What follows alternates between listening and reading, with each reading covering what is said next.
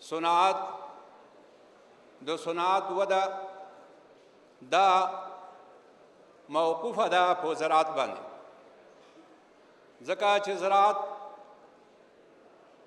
د ټولو اقتصادي وده لپاره یو بنیاد دی. هر یو سکتور چې ترقي کوي او اهمیت لري هغه په پنځه عناصرو باندې موقوف دی. ناخالصه تولیدات، په ناخالصه تولیداتو کې سهم، سرمایه گذاری، صادرات او اشتعال زایی او د صنعت لپاره خام مواد تیارول. الحمدلله وزارت زراعت په د پنځو برخو کې په د پنځو عناصرو کې سهم لري. دا چې زراعت د ملک د اقتصاد یو پیاوړی حیثیت لري، نو دغه څو ورځې مخکې موږ د شوکۍ کې یو مسله فابریکې ته ورغلو، د هغه فابریکې نه مې لیدنه وکوله. نو هغه فابریکه په دې کې مسله 15 بخشونه یا د دې نه زیات بخشونه وو چې د غوړۍ مسله د تولیداتو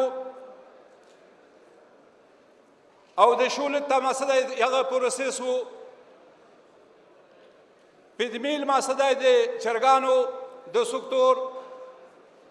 نو که مونږ وغواړو مونږ په دې باندې فکر وکړو که یو فابریکه غوړۍ تولیدات کوي، هغه مسله د هغه نبات خام مواد هغه زراعت تیاروي، او که یو فابریکه د شولې پروسس کوي نو هغه هم هغه زراعت د هغه دپاره